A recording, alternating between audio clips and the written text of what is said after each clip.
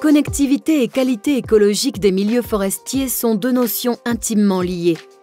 En effet, une bonne connectivité entre les peuplements forestiers, ou à une échelle plus large, comme par exemple entre les massifs forestiers, permet un déplacement aisé de la faune entre les habitats pour nicher, se nourrir ou se reproduire. Ces besoins dépendent également d'une bonne qualité écologique des habitats naturels. Une des actions du projet CERES a été de caractériser la connectivité et la qualité écologique des écosystèmes sur une dizaine de massifs forestiers, en France, en Espagne et au Portugal, afin d'avoir une représentation spatiale à la fois des réservoirs de biodiversité et à la fois des corridors qui sont les couloirs de déplacement des espèces entre ces réservoirs.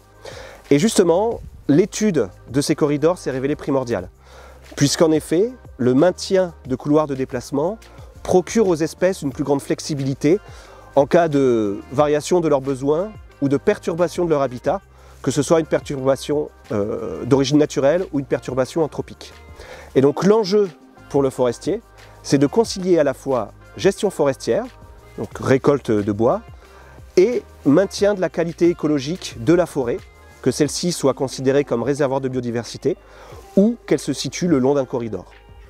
Au sein des massifs sélectionnés pour le projet en France, en Espagne et au Portugal, des actions concrètes sur le terrain ont été menées sur 9 sites pilotes pour préserver, améliorer et restaurer la connectivité et la qualité écologique des habitats naturels sur 3600 hectares.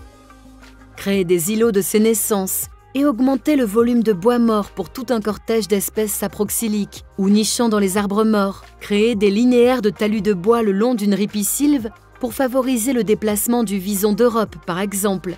Planter des haies pour favoriser les déplacements de la faune. Planter et enrichir les peuplements pour maintenir un couvert boisé accueillant. Créer des trouées pour favoriser l'entrée de lumière et ainsi favoriser la régénération naturelle et l'apparition de petits arbres fruitiers dont vont se nourrir plusieurs espèces d'oiseaux ou de mammifères. Aquí estamos en una montaña que, como la mayor parte de los Pirineos, está compuesta por bosques muy jóvenes, pero de vez en cuando encontramos algunos rodales que son más maduros y tienen bastante madera muerta. Lo que queremos hacer nosotros es conectar estos rodales que están bastante distantes. Pueden estar distantes centenares de metros, a veces incluso kilómetros.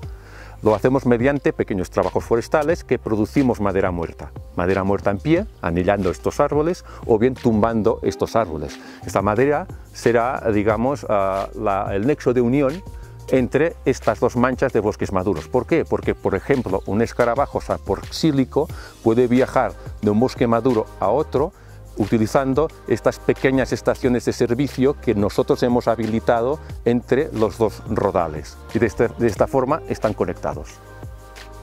Les forêts qui présentent des caractéristiques de maturité comme la présence de vieux arbres, de gros bois morts sur pied et au sol, une grande diversité de strates verticales, constituent le stade final du cycle de vie de la forêt. Ces peuplements sont l'hôte d'un grand cortège faunistique et floristique comme les coléoptères, les chauves-souris, les oiseaux, lichens, mousses, etc. Ces caractéristiques en font des réservoirs de biodiversité, souvent menacés et donc très importants à conserver. De nos jours, ils sont de plus en plus rares et fragmentés sur les territoires, notamment du fait de l'utilisation ancestrale des terres et des ressources. Ces vieilles forêts doivent faire l'objet d'une attention particulière afin de conserver la qualité écologique de ces habitats. Le rôle des propriétaires, des gestionnaires, des naturalistes et des scientifiques est d'identifier les enjeux prioritaires et d'adapter les choix de gestion pour concilier les objectifs de préservation de la biodiversité, de production durable de bois, de protection contre les risques naturels et d'adaptation au changement climatique.